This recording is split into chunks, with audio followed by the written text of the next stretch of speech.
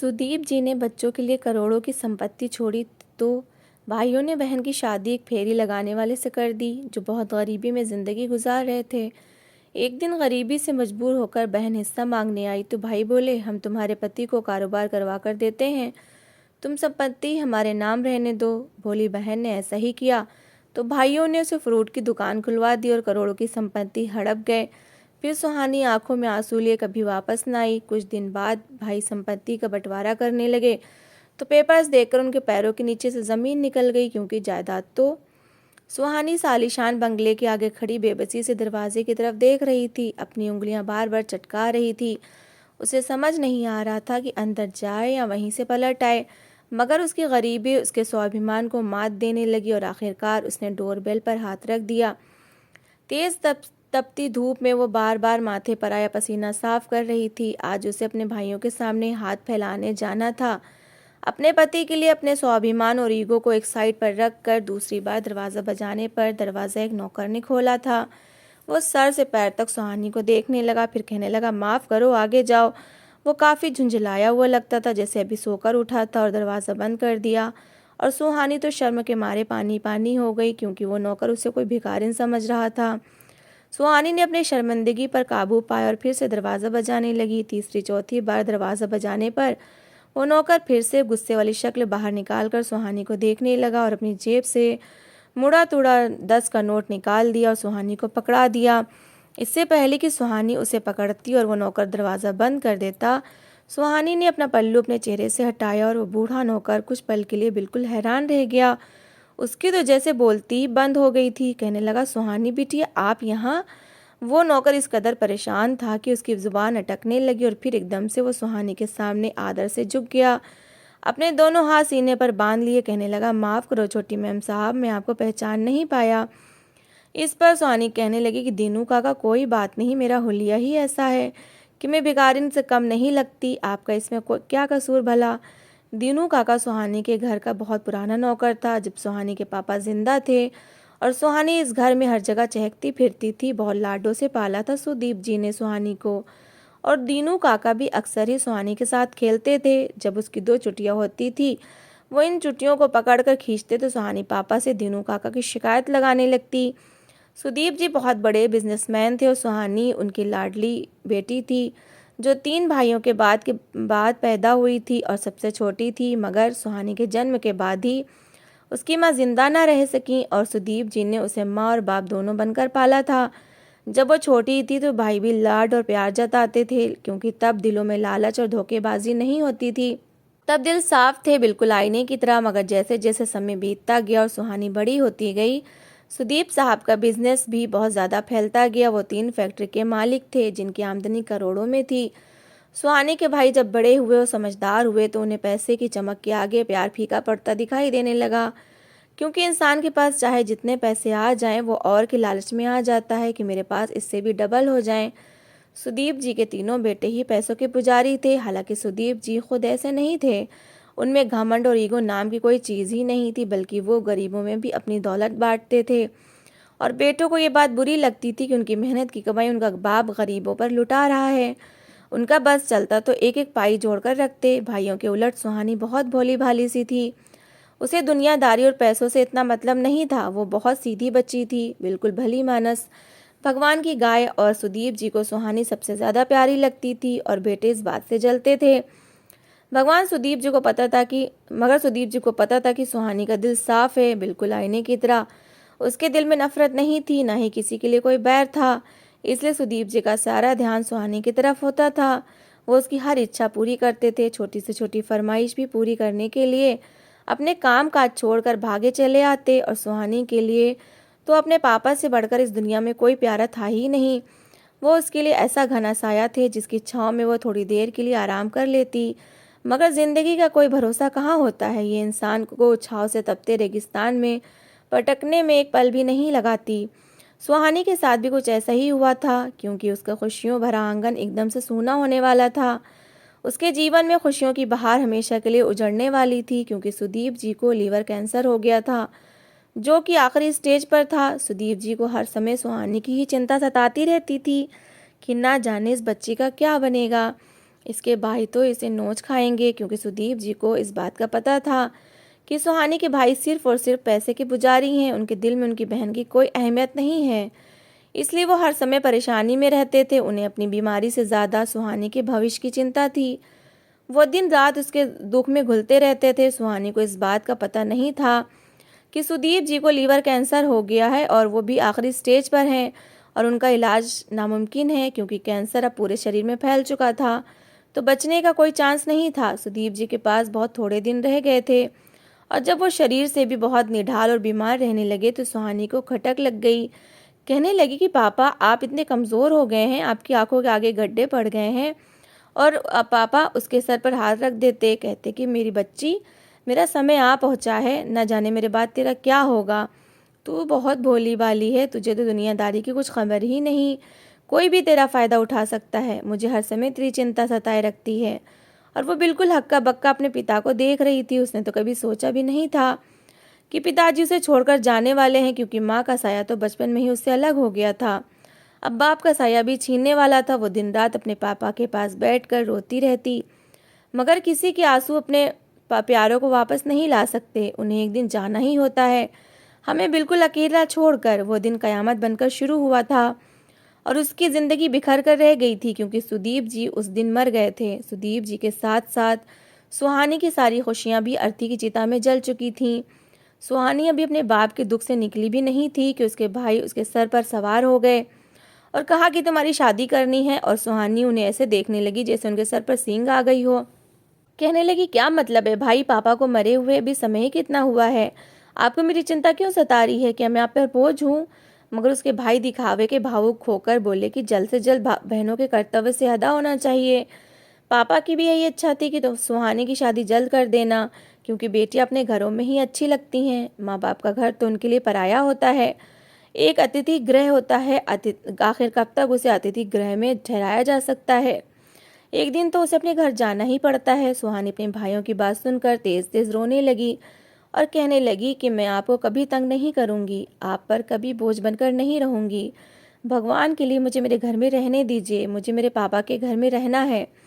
उनकी यादें हैं इस घर में। मैं हर समय उनकी यादों में खोना चाहती हूँ, उन्हें महसूस करना चाहती हूँ, उनके कमरे में रहना चाहती हूँ। मैं आपको कभी तंग नहीं करूँगी। भगवान के लिए इतना बड़ा फैसला, इतना बड़ा अत्याचार मत कीजिए। मगर भाई फैसला कर चुके थे। वो तो बस अपना फैसला बताने आए थे, ना कि सुहानी से पूछने और उसकी इमोशनल बातें सुनने। सुहानी रोती धोती रही और उसकी शादी का दिन आ गया।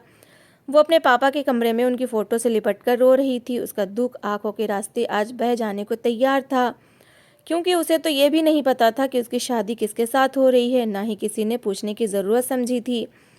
उसे तो अपने पापा के साथ रहना था। ना जाने भाई उसकी जान के दुश्मन क्यों बन गए थे। उसके और सुदीप जी के बीच दुनिया क्यों पैदा कर रहे थे। नौकर जिन्होंने सुहानी को अपने हाथों से पाला था, खासकर दीनू काका, सुहानी की ऐसी हालत देखकर खून के आंसू रो रहे थे। मगर वो मजबूर थे। वो एक नौकर थे। उनकी औकात ही क्या थी कि वो उसके जालिम और निर्दयी भाइयों को रोक सकते, क्योंकि उसके भाइयों ने तो उस पर अत्याचार की हद कर दी थी। उसका रिश्ता एक फल बेचने और गरीब परिवार के लड़के से तय कर दिया था, और आज उसकी शादी का दिन था। वो लड़का जिसका नाम अशोक था बिल्कुल हैरान सा था। उसे तो विश्वास ही नहीं हो रहा था अपने भाग्य पर कि वो झोपड़ी से निकल कर बंगले में अपनी बारात लेकर आएगा। वो खुशी से ज़्यादा हैरानी का शिकार था। उसे शक था कि सुहानी शायद कोई अपाहिज लड़की होगी या गूंगी बहरी होगी, इसलिए उसके भाई उसकी शादी गरीब परिवार के लड़के से करना चाहते हैं, क्योंकि अमीर परिवार में उसकी शादी नहीं हुई होगी। मगर जब उसने दुल्हन के रूप में सुहानी को देखा तब तो उसे विश्वास ही नहीं हो रहा था कि उसकी पत्नी इतनी सुंदर भी हो सकती है। वो तो किसी परी से कम नहीं थी। उसे तो अपनी किस्मत पर यकीन ही नहीं हो रहा था। सुहानी दीनू काका के गले लगकर खूब रोई थी, क्योंकि इस घर में सिर्फ वही उसके हमदर्द थे। उसके पापा की जगह थे, मगर इस नौकर की इतनी औकात नहीं थी कि वो सुहानी के भाग्य को बदल सकता। इसलिए वो उसके सिर पर हाथ रखकर तेज तेज रो रहे थे और उसे विदा कर रहे थे। और आज इतने सालों बाद वो सुहानी को अपने सामने देखकर जैसे बिल्कुल ही डर से गए थे। उसकी हालत बिल्कुल किसी भिखारिन के जैसी थी, जो मांगने वाली बनकर उनकी चौखट पर आई थी। कैसे जालिम भाई थे, जो खुद को अपने बाप की छोड़ी हुई करोड़ों की संपत्ति पर ऐश कर रहे थे, और सुहानी का हिस्सा भी उन्होंने नहीं दिया था, पूरा खुद ही हड़प कर लिया था। दीनू काका आंखों में ढेर सारा दुख लिए सुहानी को देख रहे थे। उन्होंने सुहानी के सर पर हाथ रखा और उसे जल्दी से अपने क्वार्टर में ले गए। ठंडा पानी पिलाया। सुहानी का पसीने से बुरा हाल हो चुका था। उसके चेहरे का रंग बिल्कुल झुलस गया था, क्योंकि बंगले से झोपड़ी तक के सफ़र ने उसे बहुत थका दिया था। उसका चेहरा जो जवान और तरोताज़ा हुआ करता था, इस पर गरीबी की धूल की परत जमी हुई थी, जिसकी वजह से उसकी सुंदरता फीकी पड़ चुकी थी। काका देर तक उसे देखते रहे, फिर कहने लगे, सुहानी बेटा, तुम कहाँ चली गई थी? मैंने तुम्हें कहाँ कहाँ नहीं ढूंढा।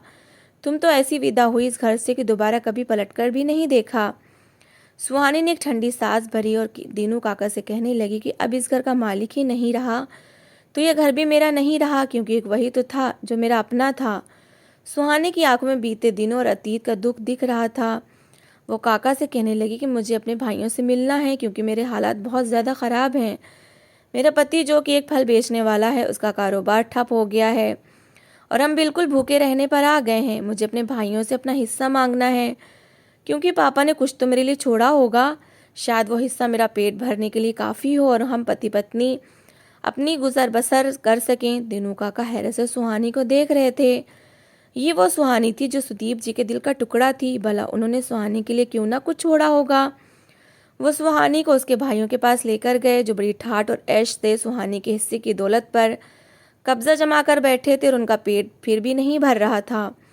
उन्होंने अपने सामने सुहानी को खड़े हुए देखा तो एकदम से हैरत में आ गए। उन्हें लगता था कि सुहानी मर खप गई होगी भूख से बिलख कर, क्योंकि उनका यही प्लान था कि एक टटमुजियों से सुहानी की शादी कर देना, ताकि वो बहुत जल्दी अपनी मौत मर जाए और संपत्ति में वो करोड़ों का हिस्सा मांगने ना आ जाए जो सुदीप जी ने सुहानी के लिए छोड़ा था।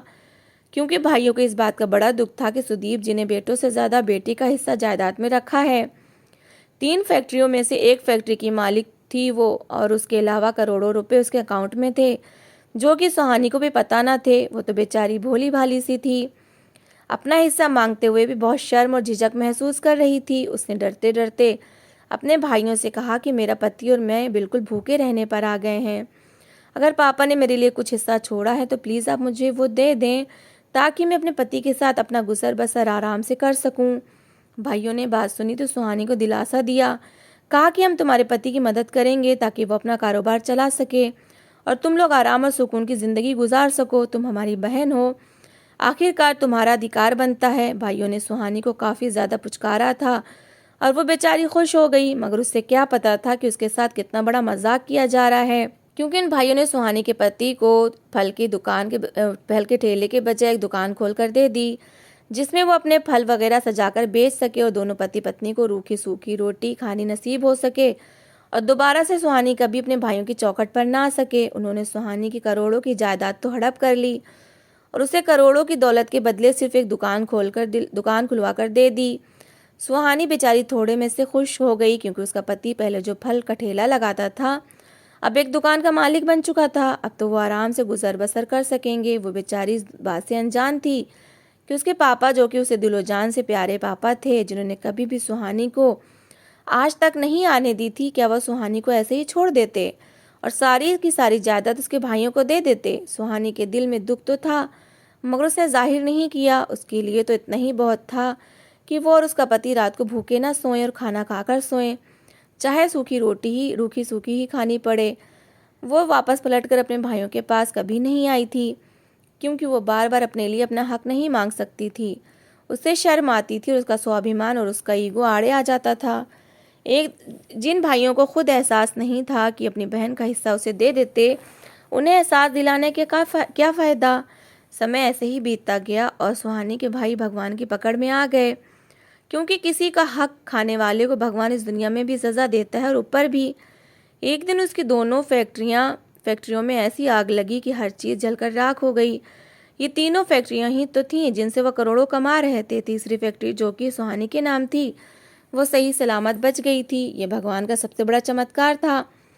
उन्होंने सुहानी के नाम की फैक्ट्री और उसके नाम के शेयर्स बेचने की कोशिश की, और जब वो वकील से बात करने गए तो उनके पैरों के नीचे से ज़मीन निकल गई, क्योंकि वकील साहब, जो कि सुदीप जी के दोस्त भी थे और उनके बहुत ही भरोसे वाले वकील थे, सुदीप जी ने मरने से पहले उन्हें एक वसीयत की थी, जिसके हिसाब से सुहानी के शेयर्स और फैक्ट्री उसके भाइयों को बेचने की बिल्कुल भी अनुमति नहीं है, और अगर किसी ने भी इस पर कब्जा करने की कोशिश की तो उसे जेल की सज़ा होगी। और जितना समय भी वो सुहानी के अलावा किसी और के कब्जे में रही, इस सब का प्रॉफिट सुहानी को दे दिया जाए और फैक्ट्री भी दे दी जाए। सुहानी के भाई ये वसीयत सुन रहे थे और उनके माथे पर पसीने की बूंदें आ रही थीं, क्योंकि उन्होंने तो आज तक किसी भी वसीयत को सुनने की कोशिश ही नहीं की थी। उनके पापा क्या कर गए थे, उन्होंने तो बस अपनी मनमानी की थी और अपनी हरकतों में इस हद तक आगे बढ़ गए थे कि भगवान की पकड़ में आ गए थे और फिर नहीं सुधरे थे और सुहानी के हिस्से की भी जायदाद बेचने की कोशिश कर रहे थे। मगर वकील की बात सुनकर वो एकदम से शॉक्ड रह गए, क्योंकि सुहानी की जायदाद ही अब बाकी रह गई थी, वरना दोनों फैक्ट्रियों को तो वो गवा ही चुके थे। अगर वो भी सुहानी के हवाले कर देते तो सड़क पर आ जाते। और जैसा कि वकील साहब कह रहे थे कि जितना समय भी इस फैक्ट्री पर कब्जा हुआ है और उसका प्रॉफिट मिला है, वो भी पूरा का पूरा सुहानी को यानी कि फैक्ट्री की मालकिन को दे दिया जाए, क्योंकि ये प्रॉफिट ना देने की सूरत में उन पर गबन करने का मुकदमा हो सकता है। तीनों भाई सर पकड़कर बैठ चुके थे, क्योंकि उन्हें अपना भविष्य बिल्कुल काला लग रहा था। उन्होंने आज तक जितनी भी अय्याशियां की थीं वो सब अब खत्म हो गई थीं और वो सड़क पर आ गए थे और जेल जाने वाले थे, क्योंकि उनके पास तो इतने पैसे भी नहीं थे कि वो प्रॉफिट सुहानी के हवाले कर देते, जो कि करोड़ों में था। इधर सुहानी अपनी झोपड़ी में अपने पति के साथ रूखी सूखी खाकर सुकून की नींद सो रही थी और इधर उसके भाई बंगले में रहते हुए भी सुकून से वंचित थे, क्योंकि उन्हें रातों को नींद नहीं आती थी। किसी अनाथ का हक इतने साल खाने के बाद सुकून की नींद भला कैसे आ सकती थी। उन्हें खुद से ज़्यादा चिंता तो अपने बच्चों की थी। ये उनके साथ ही सड़क पर आ जाते, क्योंकि अब वो छोटे छोटे बच्चों के बाप थे और इन बच्चों से छत नहीं छीनना चाहते थे। इसलिए अगले दिन सुहानी को ढूंढने लगे। उन्हें तो ये भी नहीं पता था कि सुहानी रहती कहाँ है और किस हाल में है, पर आज वो सुहानी के आगे हाथ फैलाने गए थे। उन्होंने उसे झोपड़ी के अंदर ढूंढ लिया। यहाँ पर 2 मिनट के लिए खड़ा होना भी कठिन था। सुहानी को तो जगह ही नहीं मिल रही थी कि अपने सेठ भाइयों को कहाँ पर बिठाए, इसलिए शर्मिंदा सी थी। टूटी हुई कुर्सी के अलावा घर में कुछ नहीं था, मगर वो सारे भाई सुहानी के पैरों में गिर गए और तेज तेज रोने लगे। सुहानी तो अचानक हैरान परेशान से उन्हें देखने लगी। उसे यकीन नहीं आ रहा था कि सूट बूट पहने भाई एक भिखारी के सामने क्यों ढेर हो चुके हैं। इतने में दीनू काका भी झोपड़ी में आ गए। सुहानी ने उनसे पूछा तो दीनू काका मुस्कुराने लगे, कहने लगे कि आज तुम्हारे भाइयों की अक्ल ठिकाने आ गई है, क्योंकि भगवान की लाठी में आवाज़ नहीं होती है। इनकी चोरी अब अंजाम को पहुंच चुकी है और अब तुम झोपड़ी में और नहीं रहोगी। सुहानी दीनू काका की बात सुनकर हैरान हुई, कहने लगी कि क्या मतलब। दीनू काका ने सुहानी को सारी सच्चाई बता दी। सच्चाई सुनने के बाद सुहानी हक्का बक्का रह गई। इतनी संपत्ति में से भाइयों ने उसे क्या हिस्सा दिया था। भाई शर्मिंदा से थे और सुहानी से माफ़ी मांग रहे थे। कहने लगे कि हमें जेल मत भेजना, हम तुम्हारा प्रॉफिट भी धीरे धीरे लौटा देंगे। मगर सुहानी का दिल बहुत बड़ा था। उसे अपने भाइयों पर गुस्सा तो था, मगर उसका दिल बहुत बड़ा था। कहने लगी कि कोई बात नहीं, मैंने आप लोगों को माफ़ किया। आप लोगों के छोटे छोटे बच्चे हैं, मैं उन बच्चों पर जुल्म नहीं कर सकती। आपकी सज़ा का फैसला सुनाने वाली मैं नहीं बल्कि भगवान है। वो चाहे तो ज़मीन से उठाकर आसमान पर बिठा दे और एकदम से ज़मीन पर पटक दे। आज सुहानी बिल्कुल आराम से रह रही थी। अपने पति और बच्चों के साथ उसी बंगले में ज़िंदगी गुजार रही थी जहाँ कभी वो अपने पापा के साथ रहती थी। उसके भाई भी उसी बंगले में रहते थे और सुहानी की दया पर पल रहे थे, क्योंकि अपना हिस्सा तो उन्होंने गंवा दिया था और अब वो सुहानी के हिस्से पर पल रहे थे। सुहानी ने अपने भाइयों को अपने साथ ही रखा था, मगर अब सब कुछ सुहानी के हाथ में था, क्योंकि इससे उसके धीरज का फल मिल चुका था। तो दोस्तों, इस कहानी को लेकर आपकी क्या राय है कमेंट बॉक्स में ज़रूर बताएं। अगर आपको कहानी अच्छी लगी हो तो प्लीज़ इसे लाइक करें। अगर आपने अभी तक हमारे चैनल को सब्सक्राइब नहीं किया तो ज़रूर कर लीजिए। तो मिलते हैं ऐसी ही एक मोटिवेशनल कहानी के साथ। Thanks for watching.